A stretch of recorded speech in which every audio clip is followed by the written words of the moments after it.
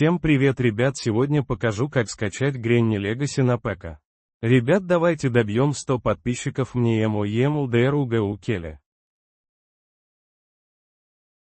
Пишем «Скачать» Granny Legacy на ПК. На телефон тоже можно.